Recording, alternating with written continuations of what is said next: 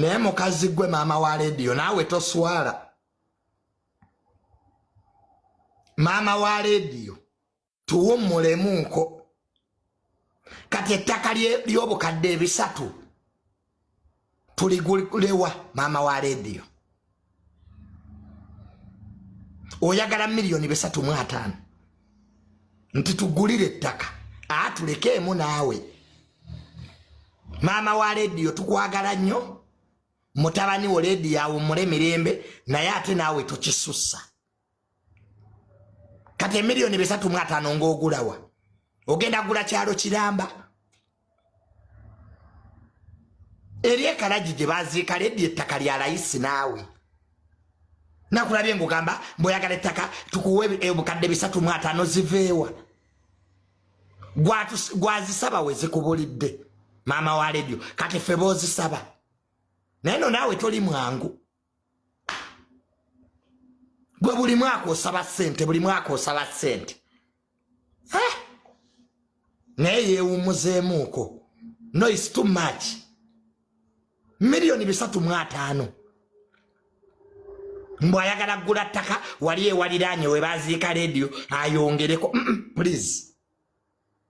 Gogenda ogulako ettaka yaani mutuwe. Atundawo 3.5. Eri mu kyalo eri Nakiwogo. Maama wa radio nedda. Ezo sente nnyingi nnyo. Nakiwogo eri wansi. Nedda naawe ate awo maama walimbyemu. Madamu awo walimbyemu. Maama ne lwakubadde naye nedda.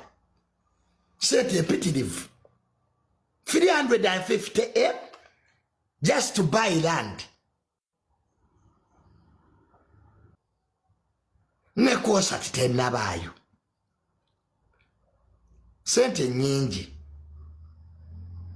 Sente zo maama wa radio zo tujja zikuwa. Kubanga kituka katako naye sente zosaba nyingi. Surveyor kye ya surveyinze ettaka. Onda surveyors report. Ezo sente zizimbe mu ekizimbe mu kibuga. Nituyinza kugamba nti abantu bakuwe obukadde 3.5 tuzijjewa maama. Ye konsati enaaleeta mmeka?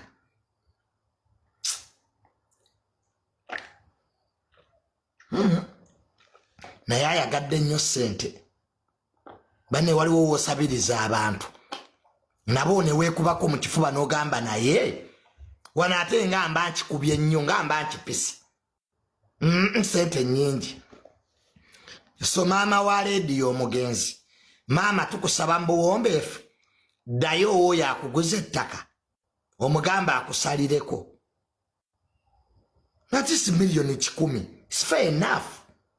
Naye 350 ogula kisaasi oba kyanja. Oyagala gula kyalo kyonna nedda maama. Maama tekigenda kukola bwekiti. Kuriso wano kuriso kawuka kango temuriso komunye yeriso ne wasemera kutoka yo mesalen tuluka